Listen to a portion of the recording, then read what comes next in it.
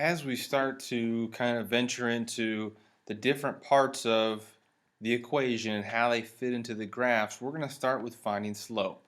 And we talked just briefly in that first section about where the slope is in the equation that we look at. Here's the equation that we're looking at.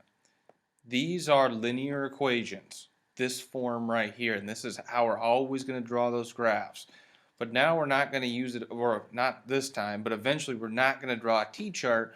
We're just going to use this to figure out how to draw it. The thing that we're finding today, the slope, it's kind of the slant of the line, how it looks. And the slope that we're going to find today will be inserted into this part of the equation.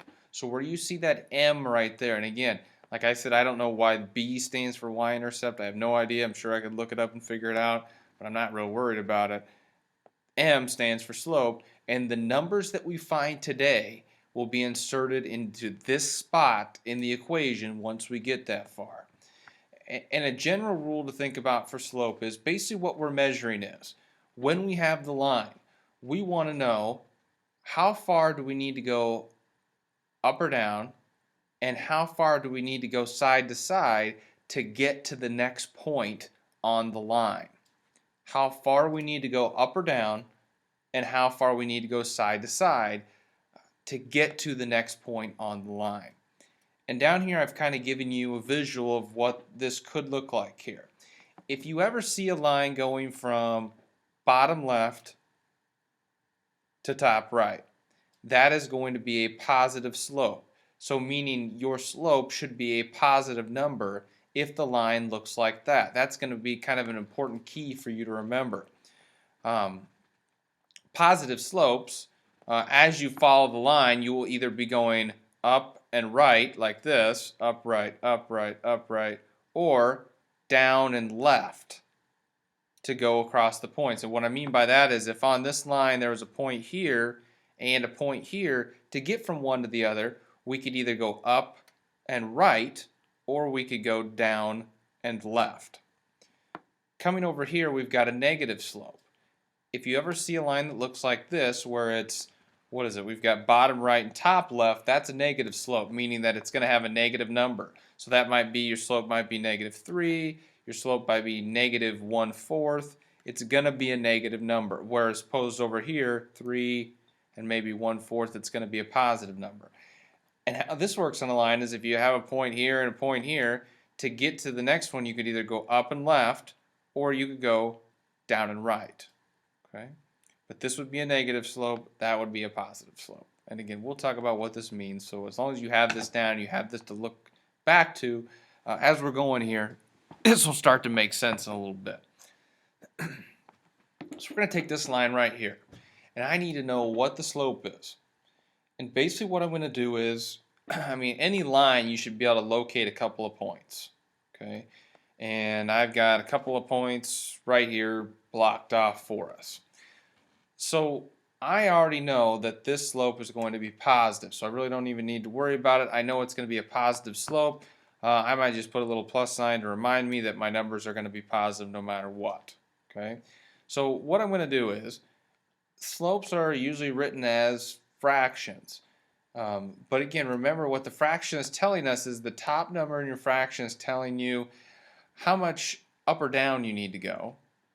And then the bottom number in your fraction is how much side to side. So I'm just going to put up/down and then side/side. So we're interested to start with how much up or down we have to go. So I mean, just pick one to start with, it doesn't matter. And what I'm going to do is I'm going to start with this one.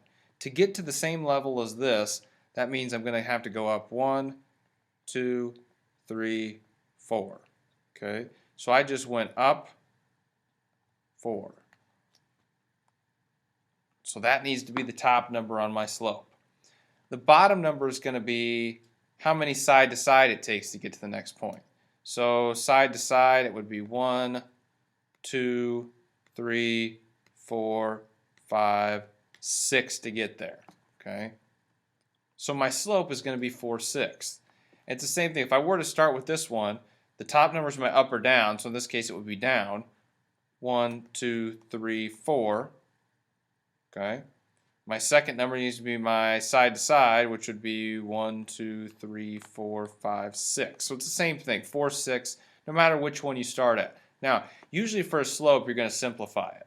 So if I simplify this 4, 6, that goes down to 2 thirds. So this would be my answer for the slope. And since it's bottom left to top right, I know it's going to be positive. Now, something I want to show you with this here. This works for any point on the line. So if I know the slope is 2 thirds, okay, let's start with this one, this point. I should be able to go up 2 and right 3 and hit another point. Up 2, right 3, there's another point. Up 2, right 3, there's another point. Up 2, right 3, there's another point. Up 2, right 3, there's another point. And it works the same in reverse. Down 2, left 3, there's another point. Down 2, left 3, there's another point.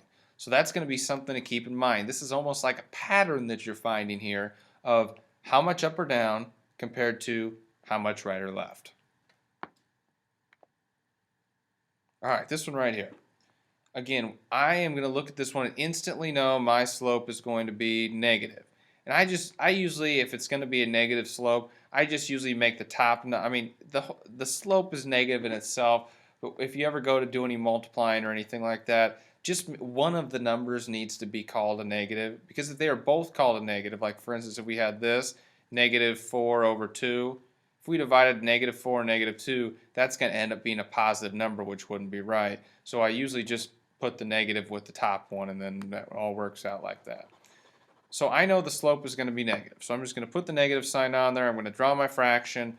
I know that my top number needs to be how many it takes up or down. So if I start with this one, it's obviously going to be up. So let's see here. We've got 1, 2, 3, 4, 5, 6, 7, 8, 9, 10. Okay, we went up 10. Okay, looks like we go right 2. Not right 2, left 2. 1, 2. So my slope is negative 2 over 10. Now this we can do quite a bit of simplifying with. Okay, if I simplify this down, I would probably divide by 2 and divide by 2. So now that becomes negative 5 over 1. Okay, and then you guys all know this is just straight up negative 5. This will be interesting when you see this, because in a regular equation, like if we had an equation, like the equation for this line is probably y equals negative 5x plus 1. Okay, if you see this, they're not going to put the 1 underneath it. But you have to understand that a slope has two parts to it. It's got how much up or down, and then how much side to side. So this, if it just has this, you have to understand that it's going to be over 1, because it would be 5 and 1, and it needs to look negative like this. So let's come back to what we've got. Our slope is 5, or negative 5, or negative 5 over 1. So let's take a look at this line. What I'm basically saying is I should be able to go from bottom left or bottom right to top left, because it's negative, 5 and then 1, and repeat that pattern, and I should always hit a point. Okay, 1, 2, 3, 4, 5, 1. 1, 2, 3, 4, 5, 1. And if I kept going here, it would be the same. If I kept going down 5 and right to follow that pattern, I would also hit a point. So keep that in mind. This is important. If it's negative, you know it's going to look like this, and we could go down 5, right 1, and continuously we could do that, and we would hit a point. We could go up 5 and left 1, continuously we would hit a point.